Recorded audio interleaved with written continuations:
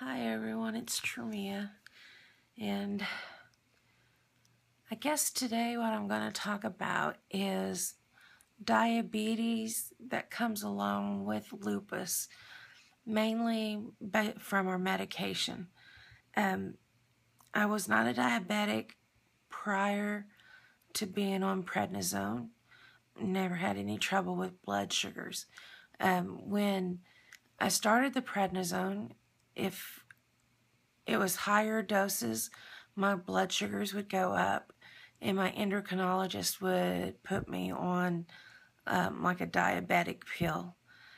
But once my blood sugars would go back down, and when the prednisone dosage went down, I went off the pill, and I had no problems with my glucose readings. The further along we went, the higher the prednisone would get, the more medicine I needed, and it eventually turned into where I was having to use insulin. But again, it was still just on those times when I was doing higher dose prednisone, and once that level of prednisone came down, I got to go off the insulin, and it was all, diet and exercise controlled. Then, where we're at now. Now I am considered a diabetic. It's after this last bout in the hospital and everything, my blood glucose, I want to say my sugars, my blood glucose is staying high, and we weren't able to get them under control even when I was just down to 12 milligrams on prednisone. And at that point, because we were keeping up with it, how my insulin was, how we dosed it. I had a long-acting insulin, Lantus, that I took twice a day. I took it in 12 hours apart, and that stayed in there in my system, 24/7. Then I had the short-acting insulin, Novolog or Humalog, and I would take that on a sliding scale right prior to eating a meal. I would do my finger stick, and I would get a reading. Let's say it was 250. My sliding scale, it eventually started out at 100. That was the last one. So it's 8 units at 100, and it went up 4 units for every 50 every 50 counts. I don't know what to say. Like from 100 to 150, it went from 8 units to 12 units. From 150 to 200, it went from 12 to 16 units. And then 200 to 250, it was 16 units. I think I said that right. Might have been 20 units. I lost count. And that's how I would take my insulin. I didn't have to count carbs or anything like that. And I know there's several different ways endocrinologists do it, and in the hospital they did it even totally different ways. And it seems like I was constantly, because of them not being organized, I was constantly getting stuck with a needle. Like they'd come in prior to my eating and give me a shot. And then after I ate, they'd come in and say, okay, now this is for what you just ate, and give me another shot. And it was just constant. It seemed like I was getting double or triple the amount of shots that I needed. Or, had it been done correctly. I know I needed those shots. But now, Dwayne and I, that's how we were doing it. And Dwayne was having to do it for me, because my fingers and hands, I was not able to do the insulin pens, I was not able to push down on them and to give myself the medication. And so Dwayne was doing all of that, and we were getting tired. And I thought we were doing good. I thought my levels were doing good.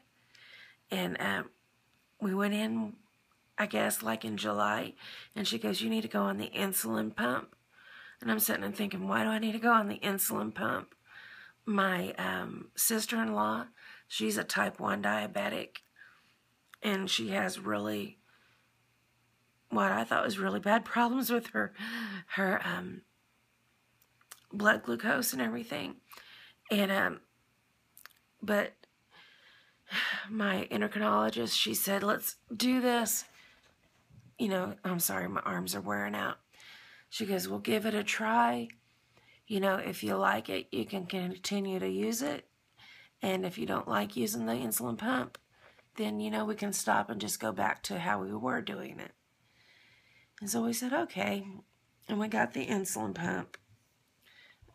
Mine is the Medtronics Revel. It's a Paradigm 723. And there's another one, and it has continuous glucose monitoring. And there's another one, the newer one, but according to the people, Medicare wouldn't let me have it because Medicare wouldn't cover those, but I don't know. But this one is basically the same thing as the newer one. It's just a little bit bigger, which is not very big at all. And so with this, you see the tubing.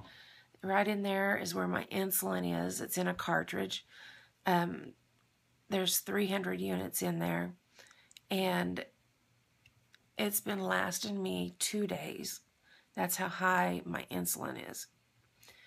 And so that goes down, and there's a cannula, a needle that goes into my belly, and, you know, it's taped on there.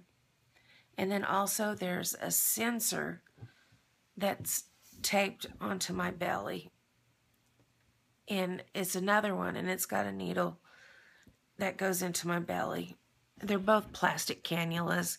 It's just like a very, very tiny IV. They're like 9 millimeters long. They're, you know, when we put them in, I don't even really feel it. So the sensor, that cannula that's in there, it's in the interstitial fluids of my body, and it gives us a continuous reading. Oops, I'm sorry. My arms are so tired. It gives us a continuous reading on here. So, like, I can look at any time and tell in a range what my blood glucose is. Like right now, it's saying it's 168. But that's not, this one isn't the tell-all. I still have to prick my finger 4 times a day and calibrate this. So this and my actual blood readings are close together. Because if you don't calibrate this will you know, it goes way off. And you're going, oh my God, my reading's 500. And you take your blood stick and it's 120. And so, you know, there's work to be done with this. And a lot of work to be done with it. But it's getting my blood glucose back in check. And they adjust things on here. I get continuous insulin through this, and at different times of the day for different hours, like we see it gives us a graph, and we see like where I peak, and at those times we have a higher basal rate, so I get more insulin to keep my numbers down.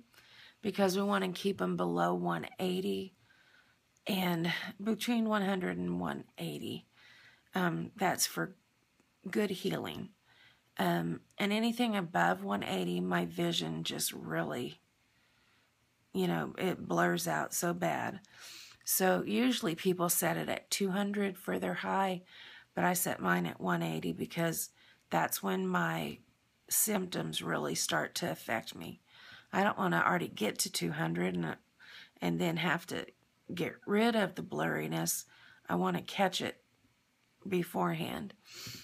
And so I'm trying to remember everything. The tubing, we change it since my insulin is at a high level and I have to change out the reservoir that holds the insulin. I have to change that every 2 days, and is usually every 3 is the average. I have to change it every 2 days. So the reservoir that the insulin is in and the infusion set, which is the tubing, I change those every 2 days. And then the sensor that's on my belly that tells me what my reading is just based upon the fluid in my body, that's every 6 days. And we've been having trouble with that little booger. Sometimes, yesterday and the day prior, for 24 hours straight, that thing, it was going beeping, beep, beep, beep, beep. Or if it goes ba-da-da-da, it means my blood sugar is going high. If it goes ba-da-da-da, it means it's going low. And it was just constantly doing that. I got no rest or anything. And so we finally, Medtronics is open 24/7, their help desk, and we called, and we looked at things, and there's nothing wrong with the meter, nothing wrong with the sensor. It was just a brand new sensor, taking time to calibrate, and because we had just put it in that day, and she had me turn off the sensor for overnight, so it would reset. And so far, so good. It hasn't been yelling at me. It gets to where you just want to turn the whole thing off, but you can't. You have to figure out the problem. And since that sensor did that, and they're sending us a new sensor to replace it, because Medicare is very strict in that they only will give you a 90-day supply. And you won't have any extras on hand. And, we're in our learning stages. We've messed up on some infusion sets. We've messed up on some sensors. We've messed up on some reservoirs. So, we're going to be short when it comes, because I'm not able to order until October 20th again. And so we're going to be without. They're in the middle. But they're going to send us replacements for the ones that did not work or that we kind of messed up on, because they know there's a learning curve. So with all that being said, my A1C, which is a lab test that they take on diabetics, and it's a 3-month average of what your glucose reading is. And they don't do it by like, oh, it was 168 average. It's a number system, and mine was in the 8s. It was like 8.2, which is extremely high. And now, hopefully, mine will be getting back down. I think you're supposed to be like in the 6th. They look for you to be in the 6s. That's a good healthy diabetic. I think that other than that, the normal person without diabetes is in the 5s. Don't guarantee that, but I think that's how it goes. My mind is I'm having a hard time remembering things lately and keeping up with things, because I know there was more I was wanting to tell you. about this, and I can't remember it, but I know it was important. At least it was important to me to explain it to you. I know these are covered by the majority of the insurances. They look at your readings and everything. You know, it has to be medically necessary. I had it and I lost it again. Okay. On here also they also adjust how much you get on a food ratio, a carb ratio, and they had me like 1 unit of insulin to every 5 carbs. And my sister-in-law, who has type 1 and has had severe trouble with her diabetes, hers carb ratio is 1 to 20. And I thought, oh, I'm doing good. And I thought, no, wait a minute. I've got that backwards. She's getting 1 unit to every 20 carbs, and mine's 1 unit to every 5 carbs. So I'm taking 4 units of insulin to her every 1 unit. And then they even went in later and changed mine down to 1 to every 4 units, or to every 4 carbs. So now I'm getting 5 units of insulin to my sister-in-law's every 1. That's how out of control my insulin was, and we didn't realize it. But, you know, my endocrinologist did. And, you know, we were doing everything, and we were seeing good readings on the glucometer. And plus, see that? That's saying, it says I'm going high, 182. And let's see. So I'll go.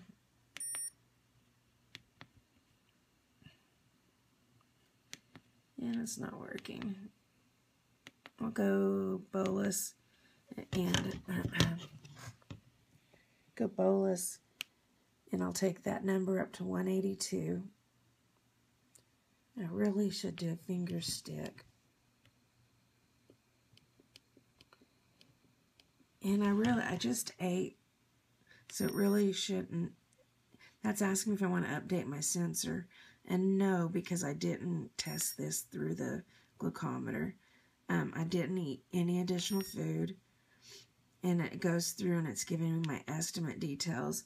And see right there, it's saying that I don't need any extra insulin. And so it does that every time after I eat. And I know I just have to go through that to make it happy. So, you know, my diabetes, it was in a lot worse shape than what I thought it was.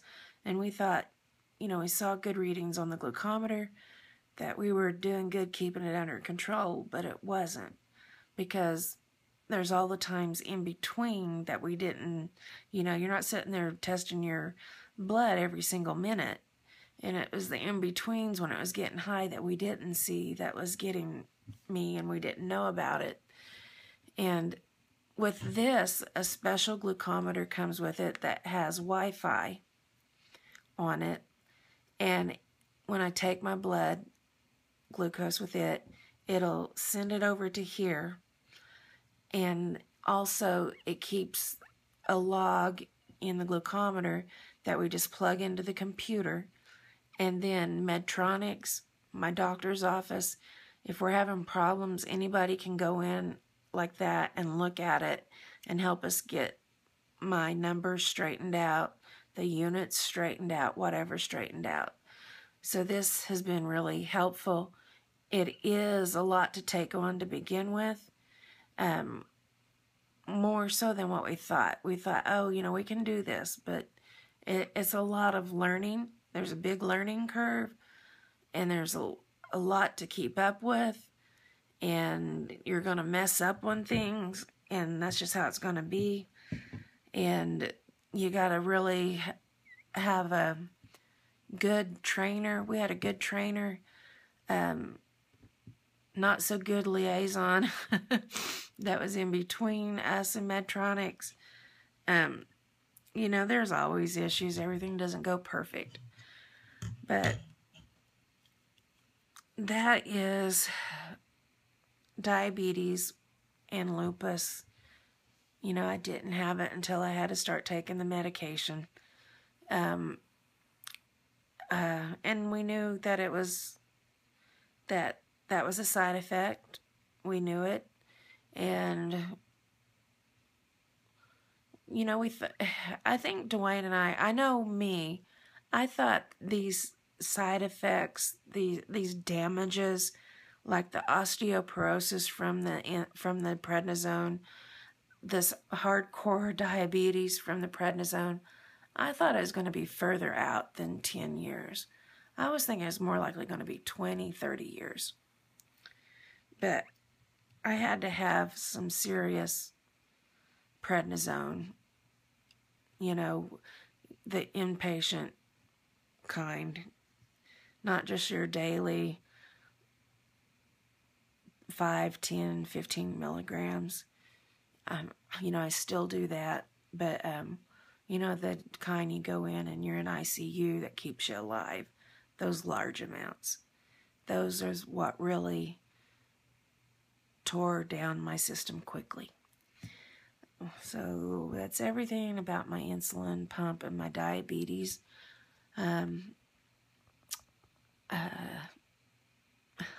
See, I'm at a loss of words. At a complete loss. I hope I made sense throughout this thing, and I'll see you guys in the next video.